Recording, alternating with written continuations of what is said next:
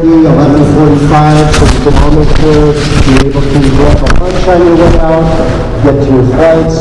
I want to mention the 125 flight on Southwest from here to Las Vegas is delayed 10 minutes, so we've got that for you. But we do want to make sure you get your luggage and your lunch and get out of here on time. So, without further ado, for your Q&A time, any questions related to the company, we're happy to take them. But this is a Gigafactory battery cell and pack day, so we want to kind of skew the questions in that direction. And with that, raise your hand if you want to ask a question. Andrea or I will bring the microphone to you, and that way everybody can hear the question. So, Andrea, why don't you start out taking the first question? Thanks. You discussed a constantly improving factory on roughly a 2-year time frame. What do you see as the capital intensity of those improvements? And do you see third-party automation and robotics companies offering solutions that you find acceptable? Or is that something Tesla also worked on? Well, I think one way to think about the value of a company is the degree to which it has differentiated automation. So you can think of almost any example really. It could be like popcorn. Like if you make popcorn manually, you're going to get thrashed by somebody who's got a popcorn machine, and then you're going to get thrashed by somebody who's got an even better popcorn machine. So differentiated automation, I think, is fundamental to sustaining competitive advantage over time. The way that it's typically done in the auto industry is catalog engineering. So you go to the standard equipment suppliers, you look at the things that are on the catalog, you pick one of the machines, and you put it together, put the factory together that way. And if you take that path, you're going to have no competitive advantage really from a manufacturing standpoint. Everyone can just pick the same set of things from the same catalogs. There's no long-term advantage. So I think it's incredibly important to invest in the machine that makes the machine, and to think of it as a tightly integrated system. Really, it's done in the same way we designed the car. Like in designing the Model S, X, or 3, we didn't go and look at, say, parts from all other cars and stick together something that would look like some Frankenstein car. It would really not be differentiated. Now, there are a few parts in the car, not many, less than 5%, that are in other vehicles. So there's no value to us differentiating them, but we don't do it. But I think it's really quite fundamental to focus on differentiated automation. I came to this realization early last year when I was basically like sleeping in the factory trying to fix manufacturing issues. It was like hell. But I just did sort of backing up a lot of calculations for like, well, how fast could the factory go? How fast could the factory be? Essentially applying like the rocket equation to manufacturing. There's two parts to the rocket equation. There's like exhaust velocity and the proportion of the rocket that is propellant versus not propellant. So if you take that approach to a factory and say what percentage of the volume of the factory is active versus inert, that gives you a volumetric efficiency. And then what is the exit velocity of product from that factory? Like something that's considered to be a very good car factory today is one that produces a car every 25 seconds, which sounds like a lot, but that's 5 meters, and if you go, so it's only 0.2 meters per second. A stroll, a sort of casual walk is 1 meter per second. So the fastest car lines in the world are 5 times faster than a person walking, or 5 times slower than a person walking. So clearly there's a lot of room for improvement there. I think ultimately one should be able to get well in excess of 1 meter per second. at least 2 or 3 meters per second exit velocity from the factory. And then the volumetric efficiency of automotive plants is usually in the low single digits. In fact, I'd say for our Fremont plants, it's probably like maybe 1 or 2%. It's crazy low volumetric efficiency. Might be some good plants out there that get up around 5 to 6%, maybe 10% at the tops. Now the Gigafactory will be more like 30%, maybe 40%. And it's giant. So the output of this thing is just going to be insane. It also makes sense that velocity is such an important thing. Like, if you're competing, if two companies are competing, and one company can just crank up the speed of the factory by a factor of 5, and the other company has to build 5 factories, this is not a competition. And maybe this is obvious from the answer, but we definitely are investing in that capability ourselves.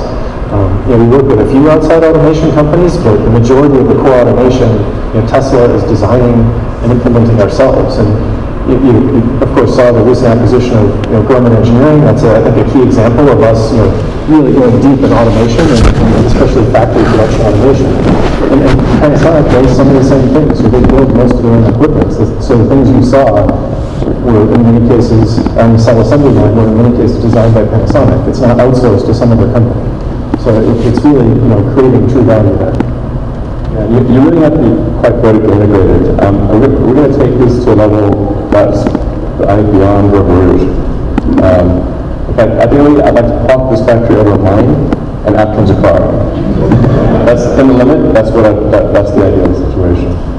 And right now, I'd say with Model 3, we have version 0.5 of what we call alien dreadnought design. It's like, by the time it's like really working well, it should look like an alien dreadnought. It should look like a normal factory. So, but even with 0.5, look like we've got like this global supply chain still, where things come from all over the world. And this is actually terrible for efficiency and for reliability of the supply chain. I mean, if you have a global supply chain, you're essentially inheriting global force majeure. So, okay, is there going to be hurricane, earthquake, fires, floods, somewhere in the world, guaranteed, at any point in time, there will be these things. And if you have a global supply chain, that means you have to take into account global force majeure. It's crazy. So, and we've literally had everything, from ships sinking to every factories burning down, anything possibly imagine, everything. We had trunk carpet that got caught in a shootout between drug gangs at the Mexican border. It's like, we just want our trunk carpet, we've got it pounded. It's like, there's like no cocaine, it's just trunk carpet. It's just seriously, just give us please, can we have the trunk carpet? We'll take it, even if it's got bullet holes. Pollution closures in China. Oh yeah, exactly. Because this is, it's sort of really ironic. We have 2,000 cars on ships waiting to dock in China at the end of last year. Couldn't dock because the port closures due to smog. We're trying to live electric cars. We can take a question from this side of the room. And if you could please state your name and your firm, please, before you ask your question, that'd be great. Thanks, Jeff. Good morning. Jamie Allergy, Consumer Edge Research. Thanks for hosting this today. It's been a great opportunity. I wanted to understand, I want to just sort of simplify as you see it now, your key competitive advantages, whether it's time, the time it's taken to develop this factory, whether it's automation, your capability there, or whether it's something more sort of integral to the process, whether it's the separator is thinner or the yield is much lower, the reject rate is much lower versus folks that have to go through third parties. Could you just kind of maybe rank order, as you see it, to put the key competitive strengths? Well, as we discussed earlier, there's many. It's not a single, silver bullet that makes that possible, but I would say that the top grouping is really around the technology that's in the factory and in the process itself. And that is not standard. It's not out of the catalog. It's something that we're engineering ourselves, and we're improving ourselves with a lot of know-how and a lot of hard work. And what that really means is, as we said, we get higher throughput, so we get higher yields. We get lower capex per unit output, which just translates into end cost because you're depreciating and amortizing the cost. So that's a key advantage. We can fit more in a smaller building, so that's again lower capex of construction, lower capex of the building. And a lot of that technology is also integrating multiple steps of the supply chain. So we're able to find ways to cut out some wasteful processes that really weren't needed when product is not taking a very direct path from its sort of predecessors into its finished goods. So we're doing things that are quite unique there that no one else is doing. And again, that translates into lower cost. Yeah, I mean, there are multiple things, a number of cases where it's like somebody's digging a ditch, filling a ditch, and they're digging a ditch again. So you take lithium hydroxide as an example. We use lithium hydroxide in our cells, but most of the lithium out there is, the default is lithium carbonate. So what they'll do is they'll mine lithium hydroxide, turn it into lithium carbonate, and then turn it back into lithium hydroxide for us. Like, okay, that's pretty silly. Just give us a high grade lithium hydroxide rather than that, and convert it into one thing and then back up to the other thing. But that's what was happening actually for quite a while. And maybe I should just mention also that some of that technology extends into the infrastructure. It may not seem like a really critical thing, but manufacturing cells is very infrastructure intensive. The very dry conditions, cleaning conditions, so dry rooms, clean rooms, recycled sort of flows of process chemicals. We're investing a lot of time even in innovating those steps. So we're actually inventing, and building better ways to make the infrastructure run more efficiently. And that, again, infrastructure cost is a reasonably large percentage of cell cost, so we can attack that. We get, again, strategic advantages on the final product cost. Our rough estimate is that our output per unit volume at the Gigafactory is 3 times better than the next best factory in the world. That's our rough estimate, and it's a big factory.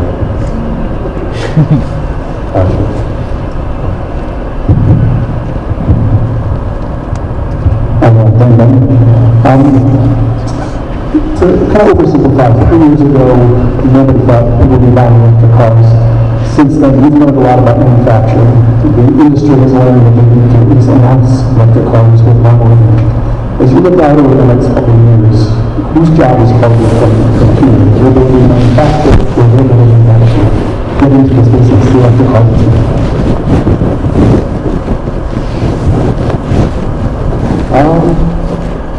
I don't really think about competitors that much. I think it's like you just focus on being as good as you possibly can, and try to approach the limit of physics. Then, for anyone who's not trying to approach the limit of physics is going to lose. And so that's what we try to do here. We just take a physics-based approach to manufacturing efficiency, and I think that's fundamentally going to be what is our long-term competitive advantage that people just don't realize. I don't have time people like this will react. Sometimes no secret. But what's crazy is that in the short term, our advantage is going to be autonomy. Short term meaning the next 2 to 3 years, and the long-term advantage, like say over 10 years, will be Tesla will be the best manufacturer on earth. That's our aspiration. And I don't know anyone who is actually even attempting to do that. Maybe there's somebody, but I don't know who that would be.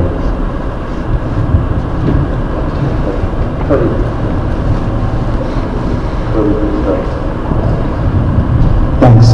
Brian Griffin from JP Morgan. You've said before that the Gigafactory is critical for the launch of the Model 3. I think here today we can pretty much see the Gigafactory is on track. Maybe you can let us know what's going on in Fremont to prepare for the Model 3. What does the ramp look like there? Any kind of update you can give to timing of the Model 3 launch? Thanks. So the Gigafactory I actually feel pretty good about in terms of pack production, motor production, it's basically introduced drivetrain, power electronics. That all seems pretty good. I would say like one of the riskiest long lead items. It's actually not it's not like the super advanced technology stuff there. It's actually some fairly basic stuff. The longest lead items are the stamping dies. So stamping dies for the A-class body panels and for the seats. That's the best knowledge that I have. But I think I'm going to give it 6 months or so to solve that, and there's a lot of machine shops in the world, so I feel pretty good about solving that. And Sheila needs to come in on time on this stamping press. So Sheila has delivering an advanced stamping press to us in Tier 1. So Sheila meets their timeline for bringing the stamping press in. Then, I feel pretty good about the schedule. Yeah, there is a huge amount of work happening at Fremont. It's just less obvious perhaps than here because it's reconfigured inside the factory. So many things are moving out of the way, spaces are getting ready and prepared. So that work is all underway and we're generally tracking on course, but you just don't see it obviously from the outside view as much as here. Yeah, the final assembly for the Model 3 will be far more advanced than for the Model S and X. Don't say too much about that right now, but when you see it, it'll be like a step change by the final assembly for the S and X. And it's still designed in a way that we can increase the velocity of the line. That's like the best CapEx way to improve. But if you just speed things up, then you don't need extra CapEx. It's good. Turn them up and go faster. So yeah, thank you for the back there. Yeah, I'm just curious. You mentioned, being on a scale or greater than for River Rouge. Why do you think that ultimately failed? And then why will this be sort of different?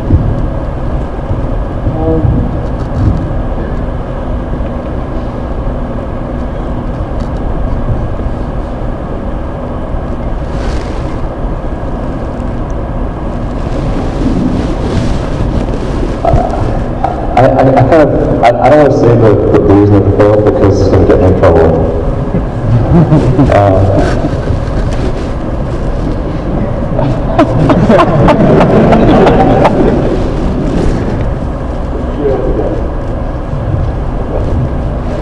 Next question.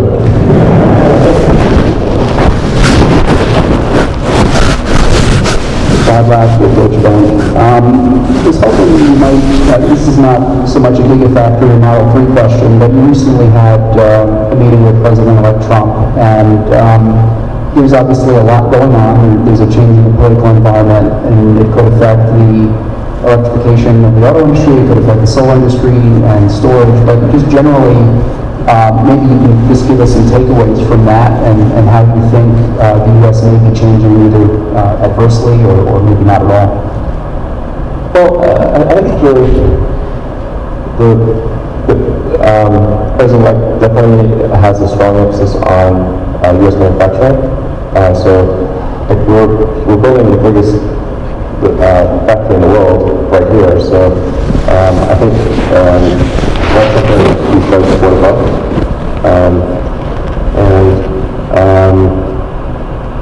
Jobs in the U.S. obviously we're very supportive of that.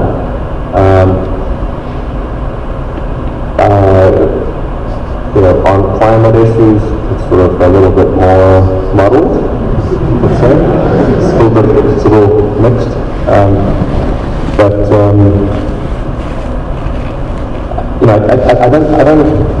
I think we may see some surprising things from the next administration. I don't think that this administration is going to take a lot of negative action against fossil fuels, but it's possible positive action on renewables possible?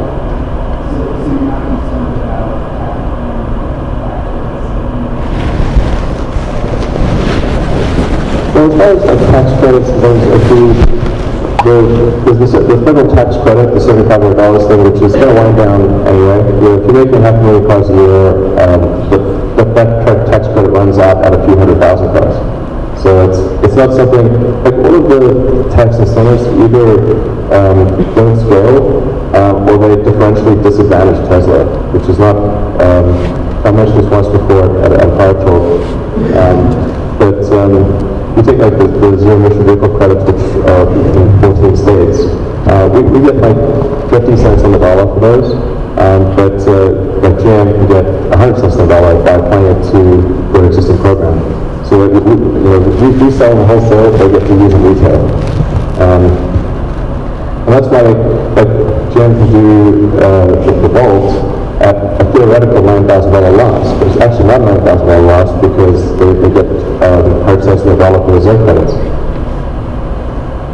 So they get $10,000, I think something like $10,000 more effectively than Tesla does for every Volt. So the real question you're asking is like, how are you competing against those companies when they have differential advantage? And if President-elect were to state-based incentives, but to eliminate these things, it would actually be advantageous to us in the case of ZEC credits. And then it really doesn't matter for the federal credit because of the scale. So these things all just become new.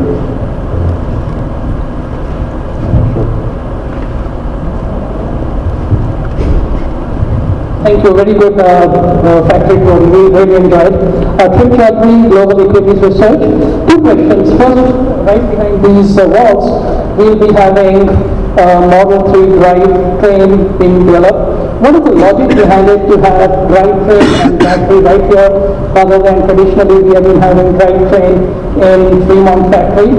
Second question is, there's a lot of speculation, and I've been taking classes in Stanford from JV. There is a feeling like Model 3 may have 300 miles range. How are you going to accomplish that? And wonderful, keep up the good work. I think we would keep up some of the powder dry with respect to Model 3 announcements. But there's certainly, we have shown all the cards on Model 3, so to say. Anything more to I don't think so right now, but as Elon said, there's upcoming announcements, upcoming changes and things that we can't completely talk about just yet. And on the motors, the reason we moved motor production to here is that we just ran out of room at Fremont. So, right. Couldn't think of it. So, sure.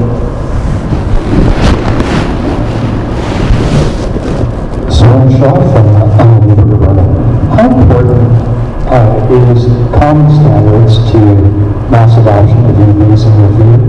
And can you comment on 18650 choice versus kind of the rest of the industry still going towards a larger format battery in terms of that evolution? Will either you change or do the industry will change 5 to 10 years out? Well, I'm not sure what you mean by comms. Do you mean like vehicle-to-vehicle communication? Oh, common standards.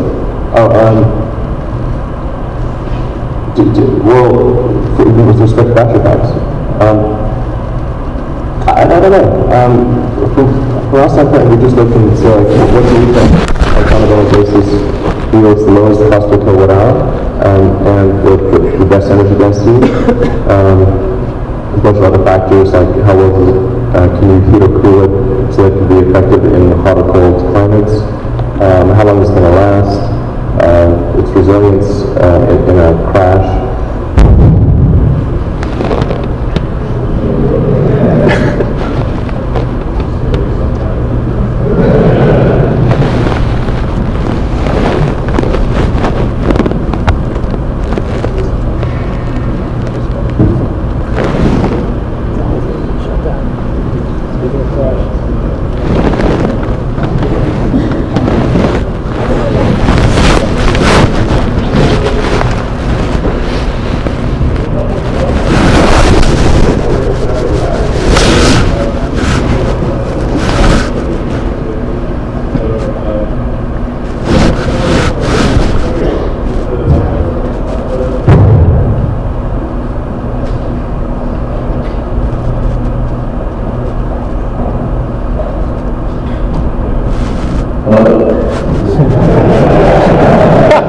So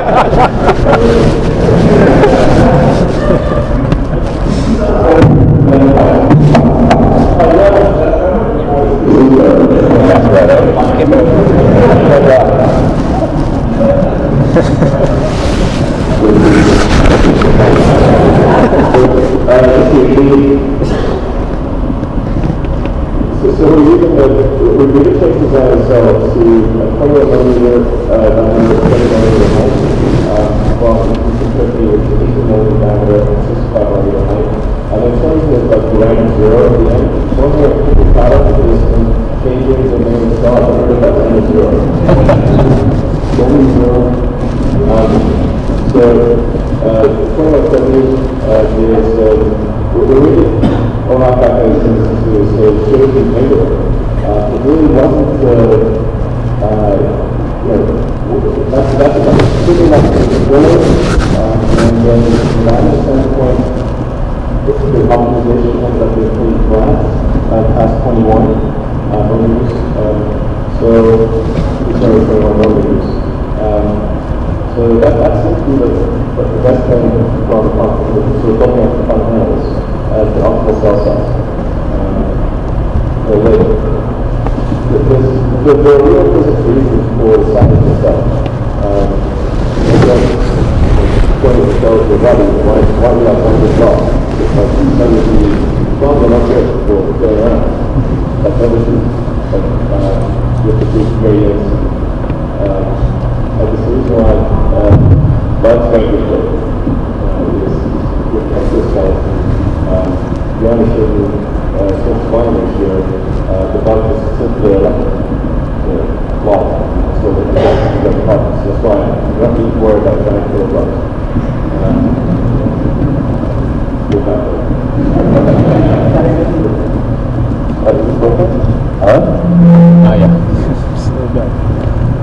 Maybe just to summarize, I don't think at these volumes, standards across the battery matter much. Maybe if you're a really low volume, but especially hundreds of thousands of units a year, there's really not much point. It's probably a net negative to standardize because it means you're not really custom engineering, for the solution that you want to build.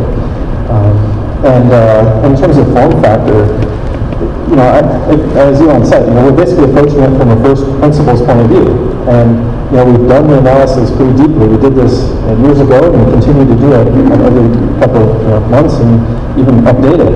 And right now we see that as the lowest cost and the highest cost performance. Type and size of cell. There's a lot of aspects to consider here. It's the manufacturability, it's safety, cooling, all these different contributors. And I think a lot of the bigger other car companies have been kind of focused maybe too much on getting a very large cell because it simplifies their module manufacturing. And we're building modules here in this factory just right next to the cell line. There really is no differentiation. It goes straight from cell assembly into module assembly. But if you have and you have different factories building modules versus cells, and you think of them as a unit that you have to worry about part count on, then it leads you down the road with bigger cells. Yeah, exactly. Also, like the bigger a cell is, the worse your yield is. So, if you unwrap all the cells, you've got a certain surface area of electrode. If you, in the limit, if you said, okay, we're going to make just one big cell in the battery pack, well, your yield would be terrible because the odds of there being at least one tiny defect across that whole thing are very, very high. So if you can divide the cells up, then you can actually have a much better yield with smaller cells than you can with bigger cells. Think about it similar to like silicon. Like a big silicon wafer, it's very difficult to ensure that a big silicon wafer is defect free, and that's why they don't make humongous silicon wafers. All right, gentlemen, we have time for just one more question. I do just have to make a quick announcement here. Team, let's bring the first bus up. And just as though you're on an airplane that's arrived and people have connecting flights, if you are a person that is on a 125 or a 130 flight, let's make room for those folks to get their bags and get on the bus first. So be on the first bus. And with that, we'll go to the last question. Thank you. That's Dave Tamburino from Goldman Sachs, and right down here in the front. You got me. Wondering what your thoughts are on the recent announcements by most of the major entry into the electric vehicle realm, if you will. Do you feel like this is more regulatory driven, or if they truly want to be going down that path? Because it seems as if the initial volume stages are going to be very low. Particularly thinking about GM and what they're producing, we're thinking about 25,000, 30,000 units. It's a regulatory requirement. What point in time do you start to perceive them as being real competition for your volume aspirations? And when do you think we can reach the mass market adoption from this system? So there's a couple questions embedded there. What are your thoughts on what your competitors are doing? If there really are threats, or if it's just regulatory requirements? And where do you think the consumer really come in? Is it going to be the Model 3, or is it going to be the lower price version?